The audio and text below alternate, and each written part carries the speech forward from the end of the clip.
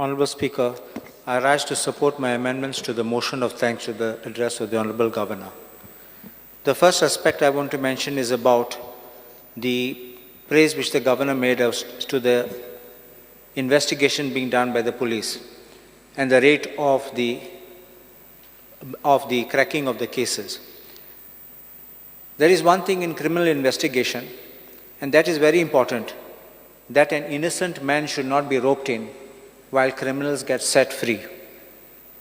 There is nothing which has been mentioned about which cases and how many of the cases the accused or those suspects who were arrested under big fanfare or showing that the case was cracked within 24 hours, 36 hours or 72 hours, how many of them cases were dropped or how many of them were discharged and where the cases were not even charge-sheeted in court.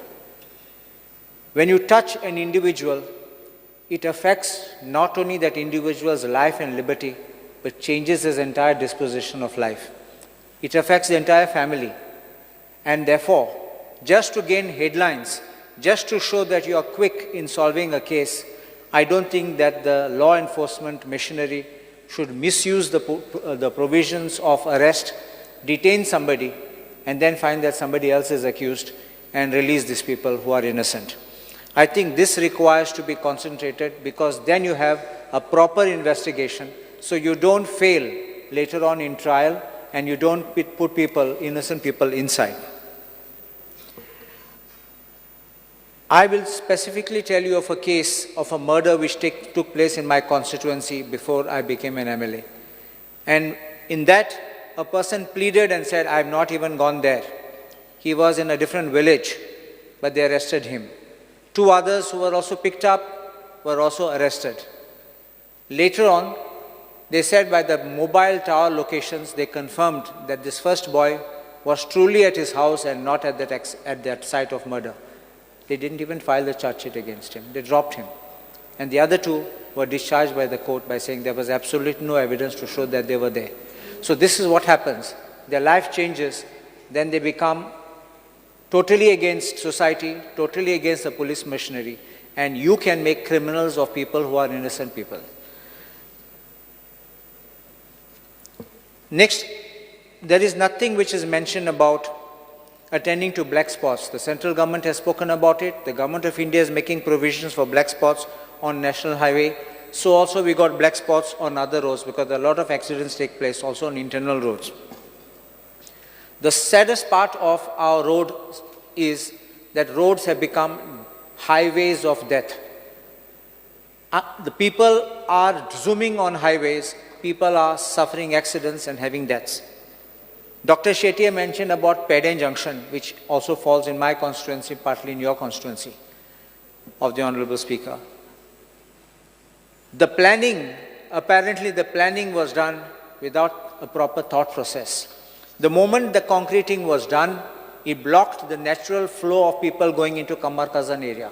It brought everybody on the top part of Peden Junction, and it has multiple entries and exits there, creating a chaos.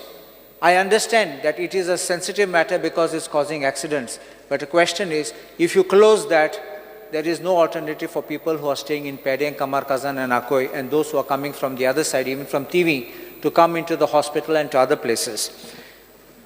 I have seen that, and I'm glad that the government has accepted my proposal to have a flyover, and I hope that that comes in soon. Recently, a statement was made by the Union Minister, Nitin Gadkari, saying that there should be no speed breakers on highways, and that now there's a direction being issued that all the speed breakers should be removed. While I fully agree that on highways, dedicated highways, which are only corridors of highways, you should not have speed breakers so that to allow free and fast movement of traffic. But when you have a highway which passes through city, which cuts villages, how can you try to equate that and this? Where do those people go? You can't just bring a highway and say that you die there, but we will have a highway and run across your village. I think that they have to modify this, and the government of Goa needs to put this down, put his foot down and simply not accept, because you can adapt to the conditions of the local requirement.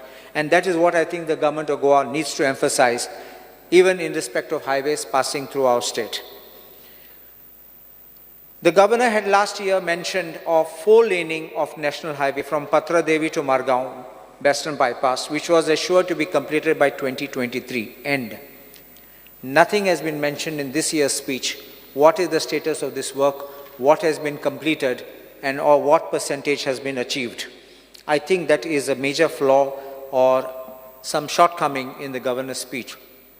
Similarly, he had mentioned about 6-lane expressway connecting NH66 to Manohar International Airport, which was assured to be completed by October 2023. I have gone several times, even gone to the MOPA, Manohar International Airport, and I found that work is not complete at all. And I don't think it seems to be getting completed in the near future. So I think that this is one major gloss which the Honorable Governor has missed or omitted, because naturally he was parroting the speech of the government. We speak about making water supply available to people, but our constituencies, and including Bardes Taluka, reels under water shortage or non-supply of water. Constant breakdowns, constantly there is a problem. And I think the government should awaken to the reality and realize that whilst they're giving permissions, whilst they're allowing housing projects to come, projects with swimming pools to come, there's no water for drinking, but you're allowing swimming pools to come, and then you put a condition. You will make arrangements for your water. There's no check what kind of water, from where that water is coming. That same, they make a sump and they pump it into their swimming pool. Many colonies, and there are now bungalows, villas which are coming with individual swimming pools. I can understand a colony has one swimming pool. Individual swimming pools, high-end villas. What happens to the common man? We have no water for drinking. People shout, people are crying for water. And when the summer comes, it will become worse.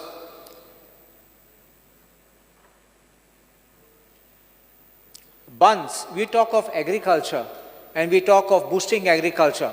But if you can't repair bunds on time, files for repairs of bunds, where there are breaches in the bunds, are taking years to get cleared. Saline water is entering into the fields. The farmers who have cultivated are suffering crop loss and also manpower loss. Sometimes they are engaging people for doing the work. It becomes a total loss and they are in the red. Some of them do it even just out of satisfaction. Everything becomes a frustration. And I think if the government is serious about it, they will ensure that these kind of protective bunds and the other bunds works are taken with due promptness instead of shuttling the file from up and down. There is one particular thing which I want to point out to the Electricity Department, and that is we have now a Goa Public Lighting Duty Act 2021 with the rules, which was notified and enforced from April 2021. That requires all public installations, electric installations, to be handed over to the Electricity Department within 30 days from enforcement of the Act. But surprisingly, the rules, and that rule is Rule 3, says that it will be handed over in working condition. Section 3 of the Act simply says that it shall be handed over within 30 days, doesn't use the word within working condition. But when Rule 7 has introduced it, there is now the problem. And what Dr. Shetye was saying, that people, when they have no light and the problem of getting the light fixtures working, the problem is, if you go to one department, they say it's the Electricity Department, they say it's with GSIDC. Then GSIDC starts saying it's with the Electricity Department. Then we have, it's like a ping pong, we go one place to another place. Finally, in other places, we have got GTDC, which has installed 3 poles. Now, for getting those 3 light fixtures replaced or repaired, they again will push the blame on Electricity Department. Electricity Department pushes it back on GTDC. And this kind of things happens, people remain in darkness. Even the Aldona-Korzheim bridge was in darkness for a long time because of this kind of an issue. And it becomes very sad because it becomes dangerous. They become black spots and they become accident-prone areas. I have written a specific letter bringing this to the attention of the Honorable Chief Minister, that this requires to be rectified. He agreed with me, and I hope that the government takes measures to actually amend the Rule 3 of the rules to bring it in par with Section 7, because you can't have a rule in conflict with the section. The other thing is our primary health center at Aldona.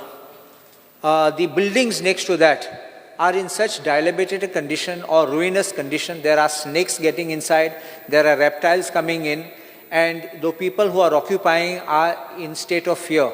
We have even an electricity substation. They are also getting worried. And the 108 ambulance staff which was given the quarters, they don't want to stay in that. And that's becoming a major concern. And I think this proposal which was sent for repairs is once again stuck, which is nothing being done by the PWD. Also, we have Goa Infrastructure Investment Promotion Board. Similarly, we have got this Ayurveda Institute in Dargal. While we are saying that, the government says that it will promote opportunities of employment for Goan, the government has absolutely no data of how many Goans have been employed. Dr. Shetty now says there are industries which have got approvals but nothing set up. Actually, that statement is a sad reflection of how the functioning of the government is happening. That after passing, after approving, that they are not setting up the companies. I'm only hoping that these people who are getting the approvals from Investment Promotion Board or the industrial estates are not making it like a real estate business where they take the permissions and then they will sell that company to somebody else like a real estate proposition. If you want to give employments to the Goans, I have seen myself at Mopa International Airport, that's the Manor International Airport. When we walk in there, we are boarding the flight, people don't speak Konkani, they don't even know Konkani. I don't know from where they come. And you say that large number of Goans have benefited with employment there. Please go and see. Either they're faking their address in Goa or they are genuinely not from Goa. I mean, in the sense that their addresses are not in Goa, or they have faked it. So whichever way, they are not, large number of them are not Goans. They just stand there. I don't want to comment on what work they do, but that is not giving any opportunity to the Goans. There are equipments which have been purchased for the 37 national games. And during my inspection at Peden Stadium, I noticed boats are lying down, uncovered. There are several equipments, platoons are there, and they are just lying there. I think that the government should, and while the governor commended the hosting of the 37 national games, after the games there is nothing mentioned as to how these equipment will be utilized, how the equipment can be monetized, and how the government can secure that it doesn't rot and finances of the exchequer gets wasted. Everyone has made this grievance about irregular disbursal of money under DSSY, the Griha Aadhar. I want to make one thing categorical, because the installments which have been coming suddenly stopped. We have got complaints that for 3 months, 4 months, sometimes 6 months, no money has come. And suddenly it comes for 1 month. And just when assembly starts, people are getting credit of the money, only of 1 month installment. They are not getting arrears. I think the governor has failed to address that these kind of schemes which are being brought are not benefiting people in the sense in which they are bound to benefit. Ladli Lakshmi schemes. People have applied, people are waiting for years. Probably they must be already having children, not one, must be 2. And they are still not having the money credited in their account. I think there's a backlog from 2019. If you can't manage, don't keep raising your tail for these schemes which are not working. There was also this Mukhya Mantri Dev Darshan Yatra Yojana. I had pointed out at the last assembly session that the fund allocation was reduced. And after having a 15 crore budget, it came down to 10 crores. And 15 crores could not meet the demand. And how could 10 crores meet it? And I asked what are the possible date by which they would resume. And it was assured October. There's total silence about it. It has neither resumed nor the governor has spoken about what's being done or how it's supposed to be done. Goa is facing bad publicity on account of cheap quality tourism. and the steps being taken to remedy the situation is not being spelt out. We talk about enlisting or roping in social influencers. I don't agree with that. And I think the government should not waste its time, because this kind of roping in social influencers will only try to pretend and hide things for a while, and perhaps pay some people who are part of your organization, and money of the exchequer will be wasted.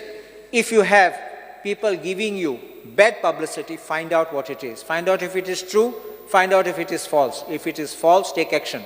If it is true, remedy it, rectify it, and I think we can have better tourists. The type of tourists which are coming here every day, rent a car, then now you see they are staying in these rooms which are given on rent, these apartments on rent, and even some of the villas which are not even registered, and they don't care. They think they have money, and they think they can ride over on the roads and do whatever they want. I think these kind of tourists should be curtailed, cut out, and in fact shunted out of Goa. You will remember, Honorable Speaker will remember, that we had very good quality class tourists coming before. Charters were coming. And when the charters were coming, naturally the others would also want to come and see. No problem. But I think the kind of charter tourism, the good quality charter tourists, we had good restaurants, we had the locals doing well, everybody was happy. Now what has happened? Charters have declined, charters have virtually stopped, and we are having people coming in tracks. These are not charter tourists. This is sad reflection of what is kind of a tourism we are having. And they are even driving, not forget the highways, they're driving on beaches, they're driving in places where they should not. And I think the government must pull up its stocks and ensure that you wield the stick, because there's an old saying, you spare the rod and spoil the child. I think we don't require to welcome such kind of tourists which are unwanted, who are giving bad name to us, to our state, for no fault of ours. And if you look at these touts, most of these touts, they are not Goans. The touts who are offering many freebies, massages and whatnot, which is not wanted also, they are spoiling our name. Some of these tourists end up getting beaten. Some of these tourists end up getting cheated. Some of these tourists end up getting robbed by these people. And every time we see so-and-so caught, you can see that no Goans are involved. Very few cases you would see some Goans there, but it's mostly people from out of Goa who are coming to make a fast buck over here. Then there is a mention about PM Vishwakarma Yojana scheme. And it is mentioned in the speech of the Honorable Governor that 33,000 Shramjeevis have been registered. What has not been told is, if 33,000 are registered, how many people are actually enrolled and how many people have taken the benefit? I don't think it should be crossing more than 200. If that is the case, what happens and by when you will be able to cover? If this one installment is going to be, let us say 200, assuming it's 200, though it may not touch. Annually, if you're going to do like this, when will 33,000 touch? Next year we will have more people enrolling, maybe more become eligible. This will become probably may simply be a pill thrown just before election and nothing happened thereafter. We speak about these e-bazaars, but there's nothing about local bazaar. We need to promote the local bazaar. There was once upon a time, I remember as a child coming to Mapsa with my parents, and there was the famous bazaar, the Friday market in Mapsa. Today that's become like a passé. It's nothing which is of joy, of thing which people thought, and we traveled to come for the bazaar. So therefore, I think that instead of moving people out into cities, the government should promote the local bazaars at the villages. Everyone is not accustomed, especially our people in the villages are not accustomed to putting their goods in the online platform, using mobiles, dealing on online sites, securing their payments, making sure that what has to be delivered and how. So instead of causing them more financial losses by getting onto it, studying these things, I think that the government of Goa could benefit and help the people by promoting the local bazaars locally in the villages. I don't say every ward in every ward, but at least in the villages. Just two more points, I will just finish. You speak about 47 self-help groups who have applied to run canteens across various government departments, and only one group has received approval to run canteen from FDA. My question is, why the others you're not helping? Is it you want to have a monopoly with one, or the others are unfit? Can they not be upgraded? Can they not be trained? Can they not be helped to register? Because one cannot supply these meals to all the places and cannot be supplying food at all across Goa. I think we should help these people, and the governor's speech lacks mention about it. I will also speak on this issue, which I have seen and which everyone is facing, is about the sub-registrars across Goa. We talk about corruption, and I have seen myself, there are representations which are made by the South Goa Advocates Association enlisting problems being faced. First, in an online appointment. To get an appointment is a headache. If you get an appointment, you'll get 2 or 3 months, slots are full. And then after you uploaded a document, there is nothing which allows the sub-registrar to put a remark, what is the deficiency or the fault. So you have to seek an appointment with him to find out what's the fault. In my own village in Kurjume, a chapel was registering because they were transferring property in favor of a chapel. And when the sub-registrar said that A, B, C, D are the faults, he gave an appointment after 2 months. In the meantime, another sub-registrar came because he went on leave. That fellow said, no, 3 other faults. And by the time they rectified everything, they said, your stamp paper now has expired. So they had to buy another set of stamp papers and seek refund of the first. How can people be affording to do this? How come our locals, our Goans have to run from pillar to post seeking appointments, but certain persons who are very well connected with those offices and people who come from out manage to zoom past, come in and go out of those offices, getting their deeds registered at first sight and first uploading, and our people have to suffer? The kind of corruption, I can tell you also, there was also a succession deed to be done in South Goa.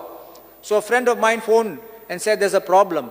The sub-registrar says you have to put the names of your grandparents, address of the grandparents who have died in the 1960s and 50s. You have to put the address. That death certificate or birth certificate does not have the exact Wado and all where they are born. They says Lotoli and something like that, and Kurtori. But it doesn't have the address where it is, and issued, it's a Portuguese document, it's a Goan document. No, but that is required. This kind of things making our people run from pillar to post, I don't understand what it is, except which I can understand as a means or a motive for corruption. And the last thing which I want to talk about is the non-filling of posts on regular basis. There are many posts in the schools, aided schools, which are pending, which are regular posts. I'm not talking of contractual posts, regular posts which require to be filled on permanent basis. But NOCs are being given. I've already met the Honorable Chief Minister, who has assured that as far as the teaching fraternity is concerned, that he will give the clearances. Until now, the clearances have not come, but I expect those to come. About the non-teaching staff, they cannot also be left, because once they touch 40, they will not get jobs afterwards. They will not even be able to apply. And it is against regular sanctioned posts. It is not against non-regular sanctioned posts. So these are the main highlights which I want to speak about. And I want to say that the Honorable Governor should have seen. The others I will not read because my time will be up. So only one, I say that, and one more last which I would say is about mutation cases. Mutation also is another headache which people are facing. There have been cases which have gone to SIT where mutation has happened in a day, but other people, our Goan people, are waiting for mutation for years, and even in the process of mutation, more people are dying, and then it takes more time to keep doing the mutation. People pay for mutation at the time of doing the registration of the deed, but unfortunately this process seems to be unending and never getting complete.